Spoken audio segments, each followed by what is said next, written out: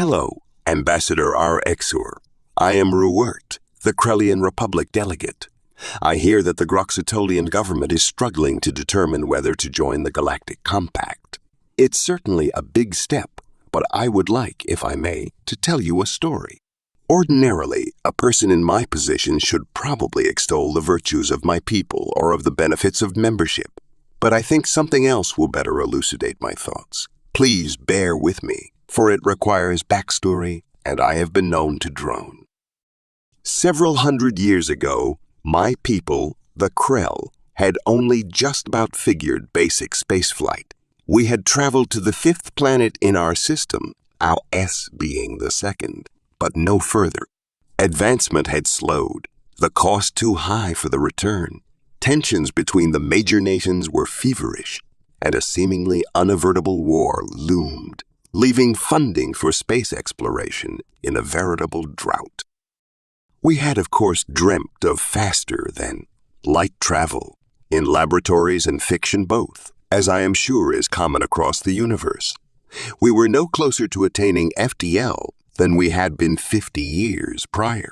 We had all but given up on space as a viable area of research and began to look inward, seeking desperately both for a way to prevent war and a way to win it if it came to pass.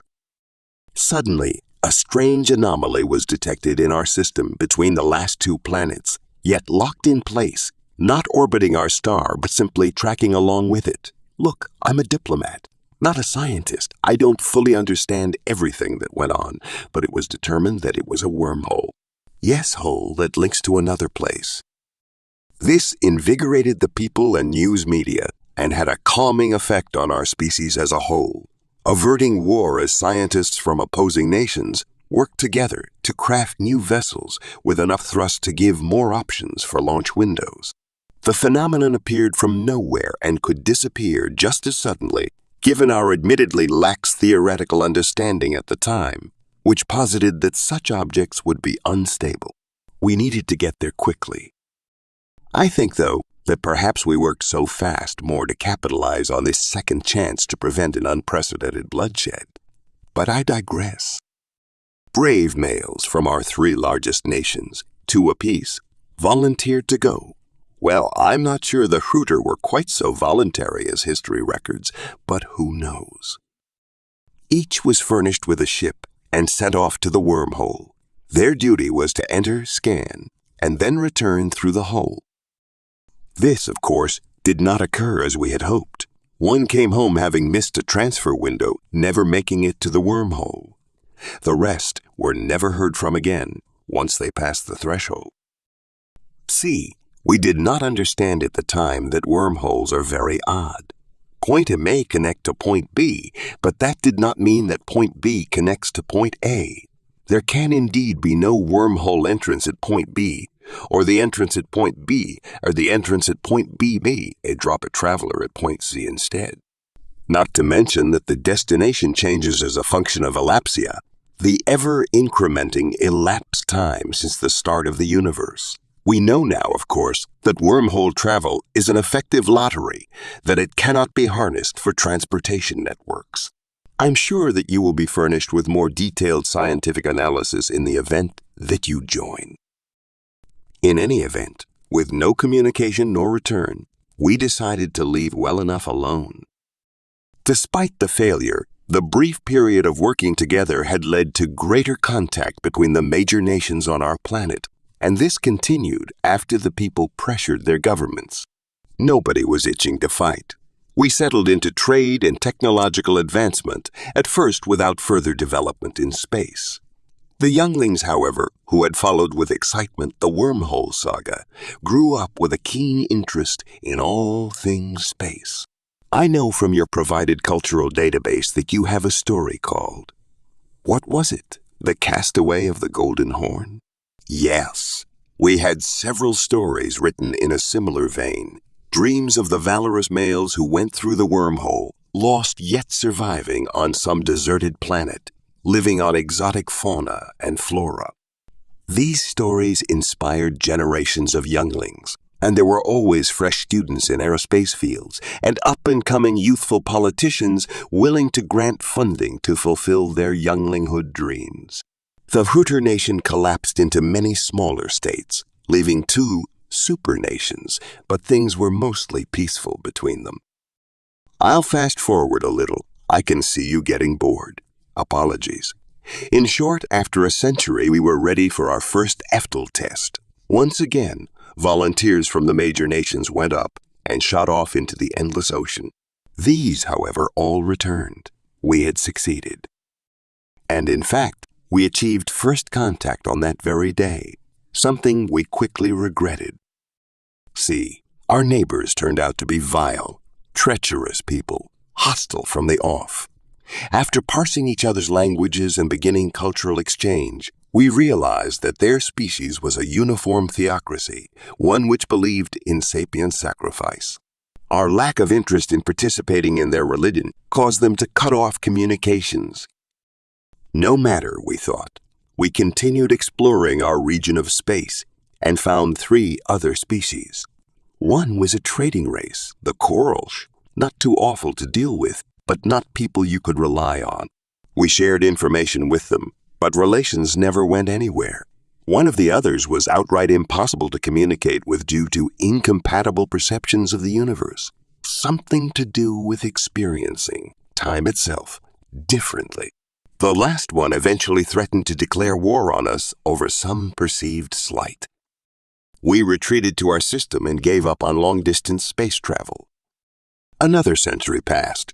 We had occasional dealings with the Corals, but for the most part, we felt more alone than ever. Know what is worse than being alone? Being stuck in the corner in a busy room of people you cannot understand. Rather suddenly, we received reports of a very large space fleet dropping out of FTL at the edge of our system. Initial reports stated that several of these ships were gargantuan in size and covered in what could only be weapons. There were around 30 ships in total. We feared the worst. A hostile force, an invasion or enslavement. The ships traveled to the center of the system. They moved in a direct line. Your people are new to FTL and sublights, so I'm sure you can appreciate the shock of that. It's quite simply inefficient to travel in a straight line from a fuel perspective because of the amount of thrust required to overcome the need to orbit, hence the need in primitive space travel for launch windows and transfer orbits. For straight-line travel, fuel in a traditional sense needs to become utterly irrelevant.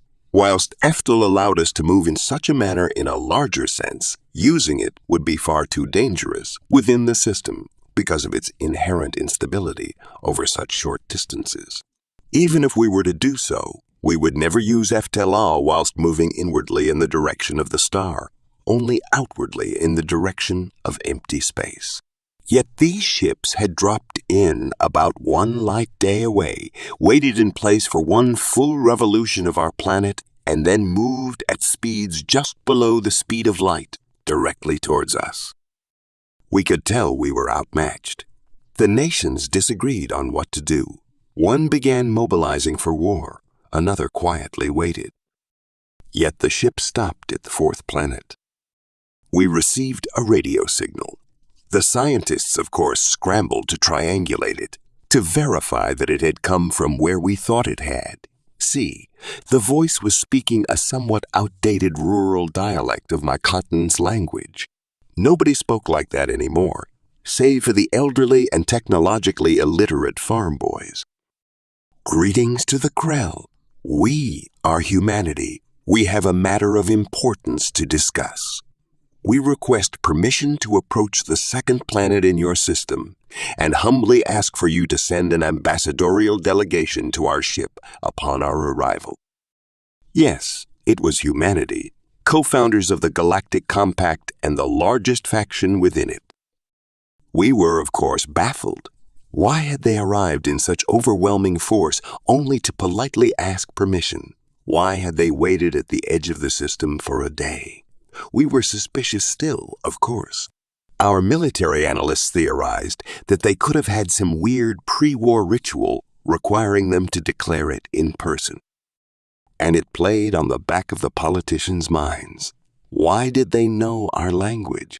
Had it been the primary dialect they said then, that might be understandable because it would be a common manner of speech on the planetary network, or the wireless, our audiovisual broadcasting medium of the day, which we knew leaked signals far into space. But for aliens to descend from the endless ocean sounding like old folk, or, to borrow a human term, country bumpkins, was disconcerting. How long had they been spying on us for them to speak in such a way? We had no choice. We could only comply. We granted permission, and the human ships drifted towards us and established themselves in orbit. A selection of diplomats and linguists from the major nations were thrown onto a shuttle and sent up to meet. They looked dazed and upset. Here, hold on. I have video of it on my datapod. You're there, okay, yes. See? That's them getting onto the shuttle. Looks like they're going to their execution, doesn't it? I can't honestly imagine how they felt in that moment. Anyway, they got close, and a small interceptor ship came out to meet them. It radioed their shuttle and told them to follow it to the docking bay, and of course, they complied. Their journals after the experience reflect their initial thoughts on meeting the humans, describe them as weird-looking, with strange mannerisms which prevented them from knowing if they were being welcoming or not. Looking back, the humans likely felt the same way, just as tense. The humans introduced themselves and, for the life of me, I cannot remember any of the names of the people on either side. Feels sort of bad to admit that. But oh well. They began to tell our delegates a story.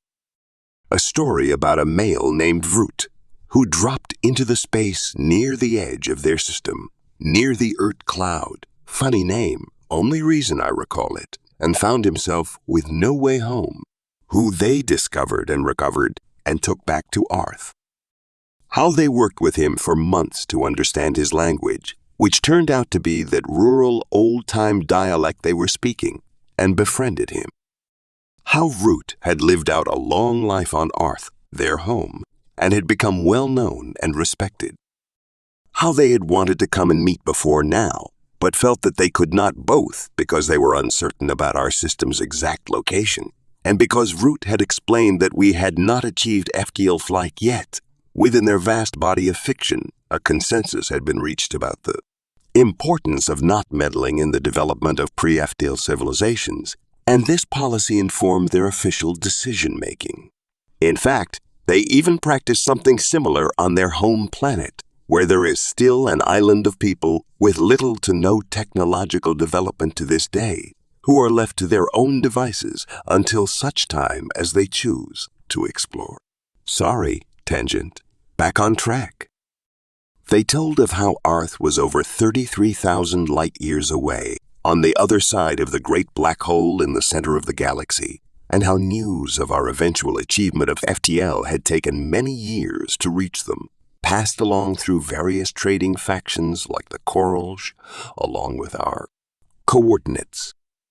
How it had taken them a little over 7 years to reach us with their then meager FTL jump distance capacity, and how they waited at the edge of our system for a day to allow time for the light to reach us so that we would be aware of them and not be shocked by their sudden arrival in orbit of our planet.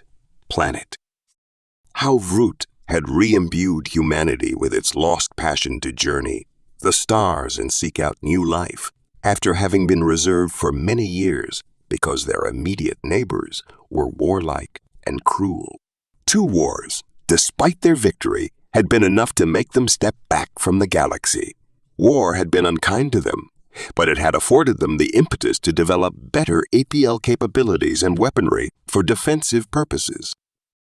After explaining all of this, a signal was given, and the conference room door opened, and in strolled 6 humans, guiding a glass box which was hovering at half their height above the floor on a floating tray. In a somber tone, they explained how they had promised Root that he would one day rest upon the world of his ancestors. Inside the glass box was the perfectly preserved body of a male of our species.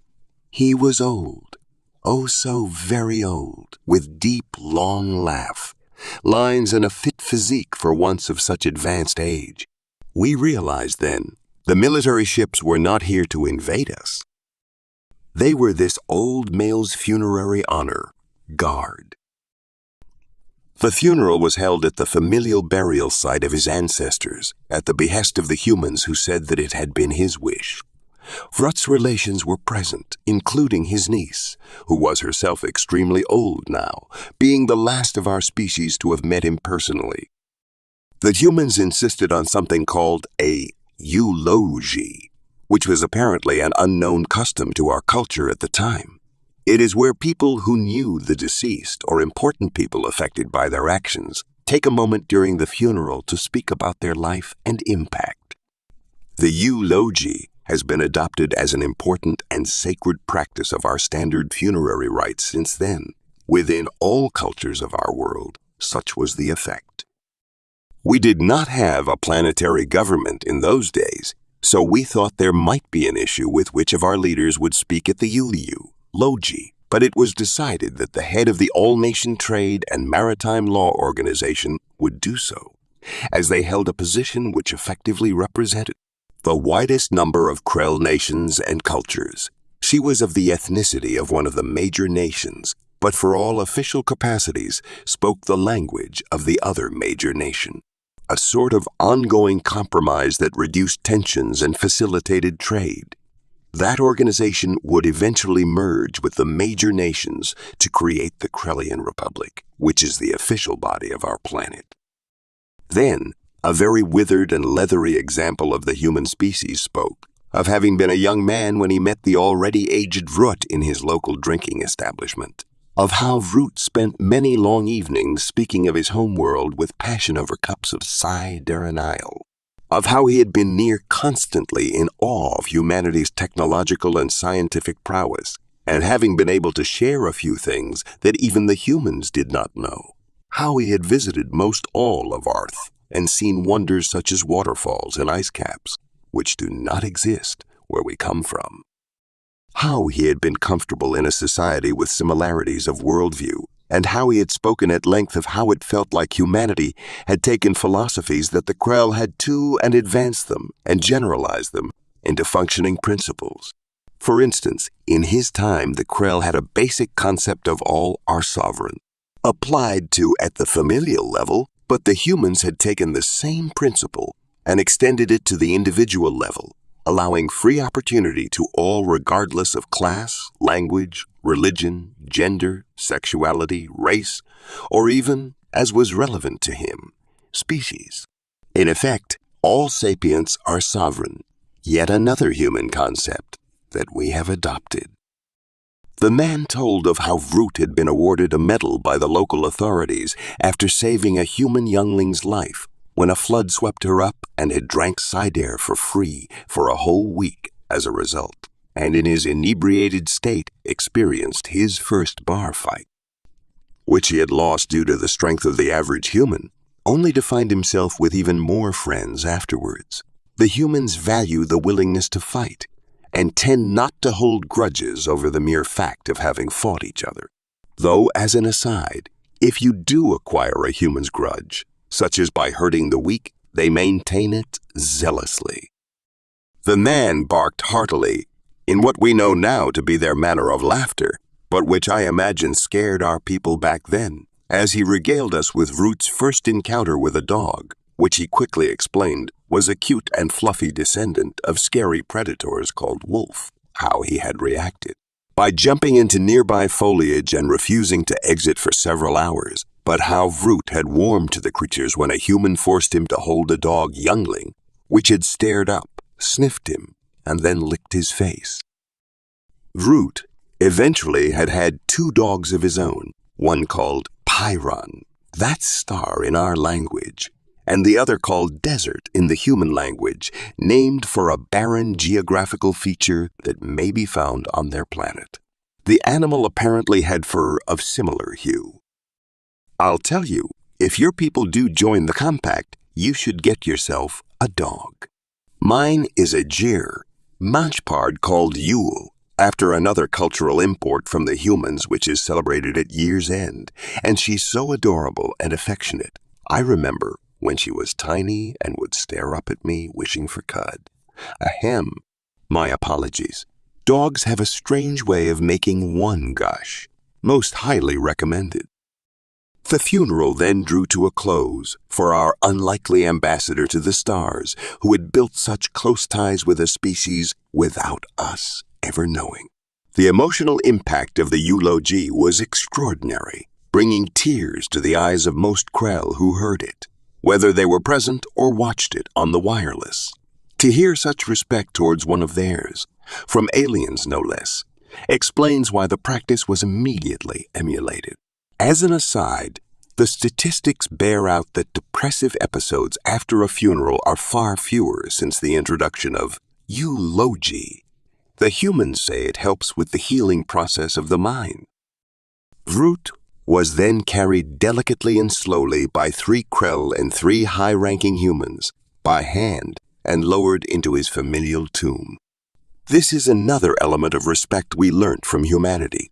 Until then, our practice had been to put the coffin on a small cart and push it to the tomb. But as soon as the humans suggested manually carrying the deceased, our leaders could see the value in it. With the help of humanity's material science engineers, we built a statue over Vroot's tomb, depicting our real first contact, not the one that happened after we had developed FTL with hostile aliens. The one that happened a century before. The statue was based on video the humans provided, which showed the moment the door was opened between Vroot's capsule and their ship, appendages reaching through the space and grasping each other, warily yet hopeful. In one small step, humanity had radically improved funerals on our planet, both in what respect was shown to the dead and in the positive psychological effect upon the still living, without ever trying to alter the underlying theology or disrespecting our existing traditions and faith beliefs in Iftin, the afterlife. At the same time, they reinflated our hopes for life outside our system, provided us with a friend whilst asking nothing in return, and shared their scientific knowledge with us. And then they departed, heading on their long voyage home, beckoning us to join them when we could. The humans come from so very, very far away. Yet knowing that out there a people exist who would make such a long voyage, almost 1/10 of their lifespan when the round trip is considered, simply to fulfill a promise to one they respected. To return the body of an unknown species to its loved ones. Who would treat both the living and the dead of others with the dignity they apportioned to their own? Who would take in a truly alien being in need and provision to him a long and comfortable life of the quality to produce such deep and marked laugh lines, despite his homesickness?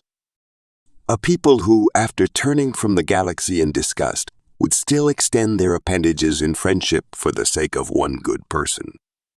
It inspired our species to its core and made us better people. And that is why Rixur, the Groxatal, who share several philosophies with the Krell from what I can tell, should put your trust in them as we did and join the Galactic Compact. We live in a hostile universe, too hostile to go it alone. I won't go into it in depth, but a century after what I have described, when their capabilities advanced to the point that longer petal jumps allowed them to visit us in a mere month, the humans jumped in to fight with us when we were forced to war with our theocratic neighbor. Their support ended the war quickly and saved an estimated 4 billion predicted casualties. Know what their admiral said when we asked what they wanted in return? Nothing. It was the right thing to do, and it's what Vroot would have wanted. I dunno. Extend our trade agreement if you want to give us something. None living at that time had ever met Vroot, but that's the way they talk about deceased family, of all things. Vroot was family to them. The humans ask for nothing but your trust, and in return they will protect your flanks, support you, carry you, if required. They will make you better morally and ethically, without condescending to you, merely by example, by acting on what is right. That the Krell have come to be respected even half as much as the humans, as we have gradually put their philosophies into practice, is a source of pride for us. Think on it while you report to your leaders. For now, I need to get back. Yule needs feeding. Maybe you could come for dinner this weekend. You can meet her and I'll whip up our national dish. Excellent. I'll contact you later.